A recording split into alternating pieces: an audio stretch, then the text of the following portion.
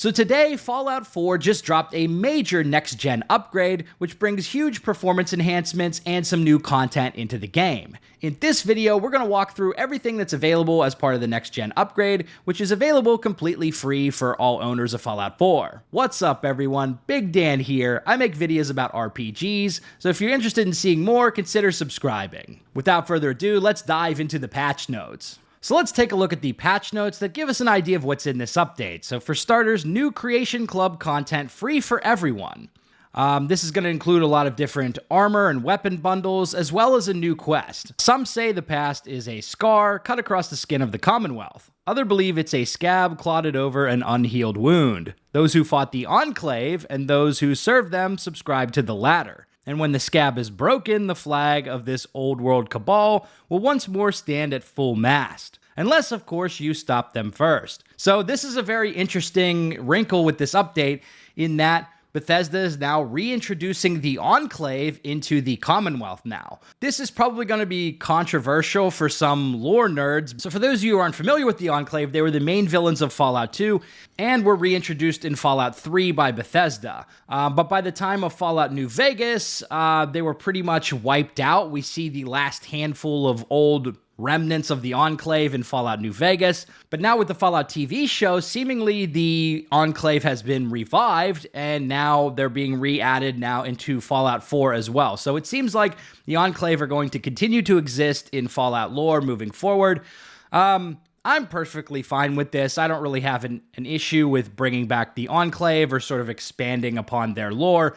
But I know some people are probably not going to be happy with this. But again, we get a bunch of different armor and weapons in a free bundle here. We got Exo 2 power armor, Hellfire power armor, Heavy Incinerator, Tesla Cannon, and a bunch of Enclave skins for weapons and armor. But more importantly, we get this new quest, Echoes of the Past, which I'm very excited to dive into and play because, you know, it's always nice to get some new content in these games. There's also some big mods that'll be coming down the pike, like Fallout London, which is not obviously created by Bethesda, but that mod was delayed pending this next-gen upgrade because this upgrade is going to break a lot of existing mods, and mod authors are going to have to spend some time patching their mods to make them compatible with this version of the game. I think it's going to be a good thing in the long run, but if you do like playing this game with mods, it may take a month or two for those to kind of be back up and running again. We also get the makeshift weapon pack, whether it be grenades or piggy banks. There's no shortage of objects you can transform into murderous projectiles with this collection of unique weapons. Included are 2 grenade launchers, a nail gun, baseball launcher, saw blade launcher, and piggy bank-based weaponry. Also get the Halloween workshop. On the eve of the end, the New England Technocrat Society has thrown a spooky Halloween gala for anyone with the nerve to attend. So this, includes some new cosmetics and stuff. I think all this is great. Having some new cosmetics in the game is always good. It's nice that they're dropping these in and that's completely free to get this. But more importantly, we have the upgrades to things like the frame rates and other related things. So let's talk about those.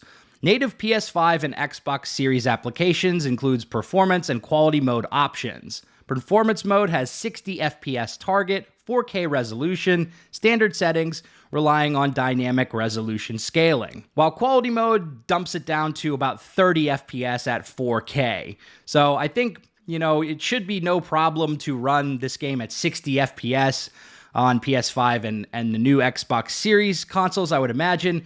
It's not a super resource-intensive or graphically intensive game, so it's nice to see those boosted frame rates.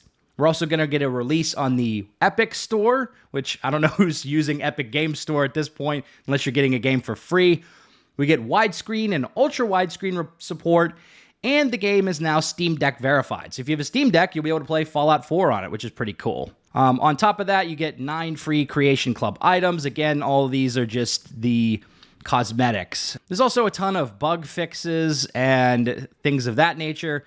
Again, you can look through these patch notes on the Steam page for Fallout 4 or Bethesda's website. It's been really exciting to see the resurgence of the Fallout franchise on the back of the TV show. Almost all Fallout games have seen a huge boost in player count, with Fallout 4 even skyrocketing into the top 10 on Steam, which is crazy considering the game came out almost a decade ago. I've been playing a ton of Fallout 4 over the past couple weeks.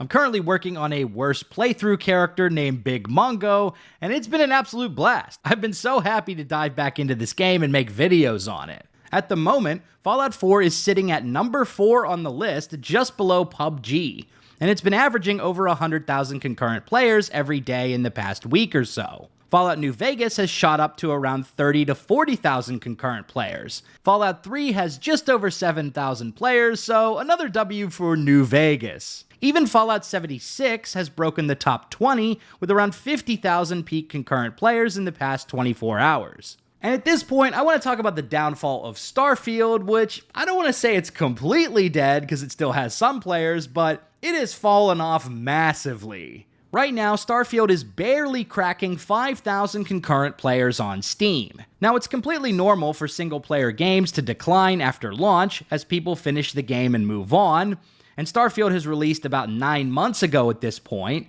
but Starfield has declined much more than other big RPG releases from last year, like Baldur's Gate 3 and the Phantom Liberty expansion of Cyberpunk 2077. It's at the point where now Starfield has less players than most other big Bethesda titles.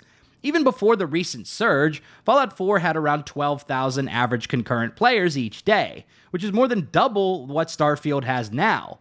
And Skyrim, which came out 13 years ago, has just under 20,000 players on Steam right now.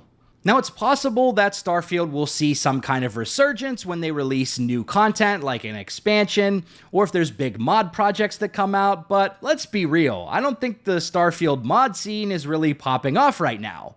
There doesn't seem to be the same level of passion or dedication that we see in the Fallout and Skyrim modding scene in particular. So I'm not sure if mods are going to be able to save this game at this point. And for people who are already disinterested in Starfield, I don't know if an expansion is going to be enough to bring them back, especially considering they're going to have to pay money to get that expansion.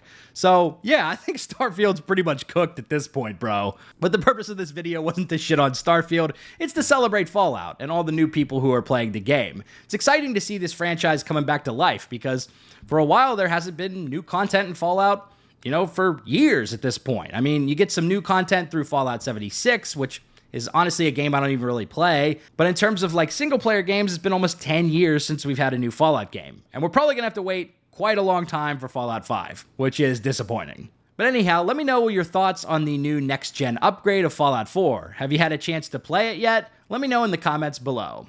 If you like this video, be sure to subscribe to Big Dan Gaming for more Fallout and RPG videos. Big shout out to all the channel members for supporting my content.